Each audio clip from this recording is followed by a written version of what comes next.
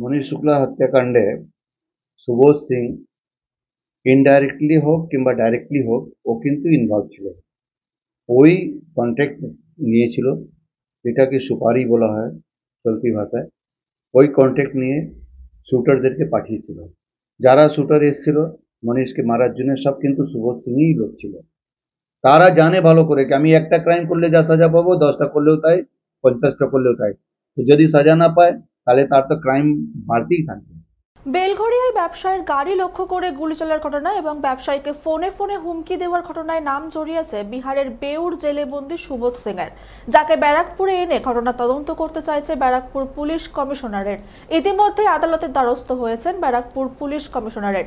এই সুবোধ সিংয়ের নাম জড়িয়েছিল 2020 সালের 4 অক্টোবর টিটাগড়ে খুন হওয়া টিটাগড় পৌরসভার তৎকালীন পৌরপিতা তথা বিজেপি ব্যারাকপুর সাংগঠনিক জেলা কমিটির সভাপতি মনীষ শুক্লার খুনের ঘটনায়, যে ঘটনার তদন্তের জন্য বহুবার সুবোধ সিংকে ব্যারাকপুর আদালতে হাজির করার জন্য আদালতের দ্বারস্থ হয়েছেন প্রয়াত মনীষ শুক্লার পরিবার। এবার যদি সুবোধ সিংকে ব্যারাকপুর আদালতে আনা হয় তাহলে সুবিচার পেতে পারেন, তারা এই আশায় বুক বাঁধছেন প্রয়াত মনীষ শুক্লার পরিবার। সংবাদ মাধ্যমের মুখোমুখি হয়ে প্রয়াত বিজেপি নেতার বাবা চিকিৎসক চন্দ্রমণি শুক্লা জানান,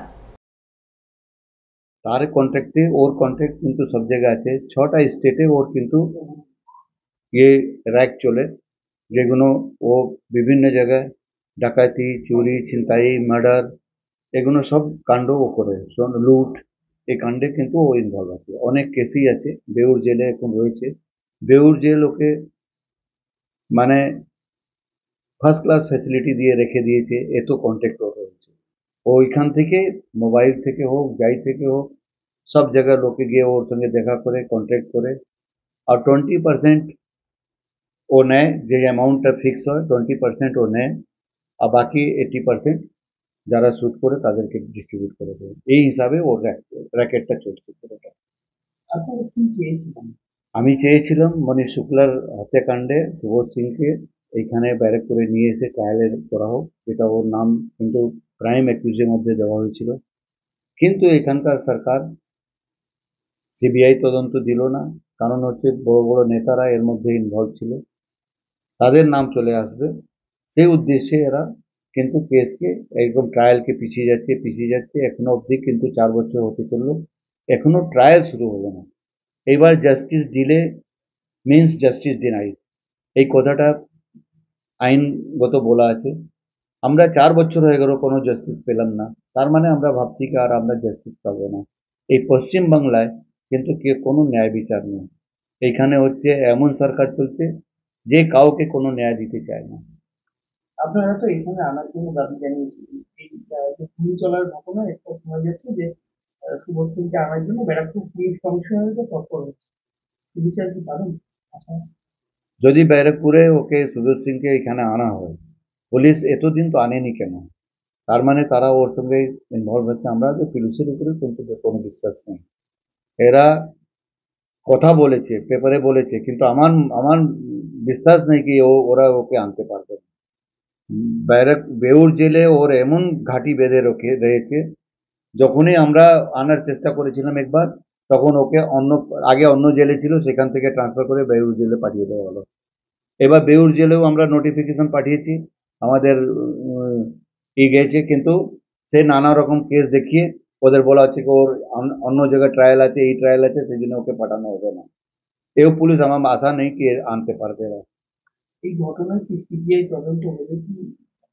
এই ঘটনা যদি সিবিআই তদন্ত হয়, সেন্ট্রাল গভর্নমেন্টের উপরে আমাদের আশা আছে, আস্থা রয়েছে কি যদি সিবিআই তদন্ত হয় তাহলে সব এর ভিতরে পিছনে যারা যারা নাম ছিল তারা বেরিয়ে আসবে, আর আমরা হয়তো তখন ন্যায় পাবো। পার্থভূমি বলছে যে বিহার তো অন্য একটা রাজ্য, সেইখানে বিহারে সরকারের বিজেপির মদত রয়েছে। তারা এই ঘটনার জন্য দায়ী। এই যে সুবোধ সিং এর যে বারবারন্ত জেলে বসে, এর জন্য বিজেপিও একান্ত দায়ী। যদি বিহারের সরকারের জন্য কোনো ক্রিমিনালকে মদত দিয়ে থাকে, তাহলে পশ্চিমবাংলা সরকারও তো সব ক্রিমিনালকে মদত দিয়েছে। পার্থ ভৌমিক তো প্রথম কথা বলেছিলেন যে আমি এইখানে আমাকে ভোট দিন, আমি গুন্ডারাজ শেষ করব। পার্থ ভৌমিক জিতার পরেই কিন্তু গুলি চললো। তার মানে এর মধ্যে তো পার্থ ভৌমিকেও মদত রয়েছে, এখানকার সরকারের মদত রয়েছে। সবাই তো ফিরহাদ হাকিম কি জানেন না কি সুবোধ সিং কে আছে? উনি ভালো করেই জানেন সুবোধ সিং কে আছে। সুবোধ সিংকে যদি এরা না জানতো তাহলে এরা এরা বিহার থেকে ওনাকে কন্ট্যাক্ট করলো কি করে? আর এদের তো ইন্ডি গঠবন্ধন এর এর আগে যখন সুবোধ সিং অ্যাক্টিভ ছিল তখন তো এখানে বিজেপির মধ্যে দিয়ে সরকার ছিল না, তখন তো লালু প্রসাদ যাদবের মধ্যে দিয়ে সরকার ছিল, সেই সময় সরকার ছিল, তো এদেরই তো সরকার ছিল, এদের গঠবন্ধনের সরকার ছিল। এখন বলতে গেলে অনেক কিছু বলা যায়, সেসব আমি বলতে চাইছি না। মেন হচ্ছে এর মধ্যে সবাই ইনভলভ আছে, এর মধ্যে কেউ কিন্তু ক্লিয়ার নেই। যদি পাবলিককে আপনারা মদত করতে চান তাহলে যে ক্রিমিনাল হোক, যাই হোক না কেন, তাকে একদম শাস্তি দেওয়ার সুব্যবস্থা করুন। এই সাজা না পাওয়াতে কি এর বাড়বাড়ন্ত আরো বেড়ে যাচ্ছে? হ্যাঁ, যদি একটা ক্রিমিনাল একটা ক্রাইম করে কোনো সাজা না পায়, ও তো সেকেন্ড ক্রাইম করবে, থার্ড ক্রাইম করবে। ও তো জানে একটা ক্রাইম করার মানেই হচ্ছে যে সাজা আমি পাবো। এখন 4টে ক্রাইম করলে একই সাজা পাবো। আমার যদি 10 বছরের জেল হয়, পরে কেসে 5 বছরে 5 বছর 10 বছর একসঙ্গে চলবে, সেটা 10 বছরের জেলের মধ্যে হয়ে যাবে। তাহলে যারা ক্রিমিনাল তারা তো আইন, আর যারা আইনজীবী তার থেকে বেশি আইন বুঝে, তারা জানে ভালো করে কি আমি একটা ক্রাইম করলে যা সাজা পাবো 10টা করলেও তাই, 50টা করলেও তাই। তো যদি সাজা না পায় তাহলে তার তো ক্রাইম বাড়তেই থাকবে। ব্যারাকপুর থেকে সৈকত গাঙ্গুলির রিপোর্ট, চ্যানেল 24/7।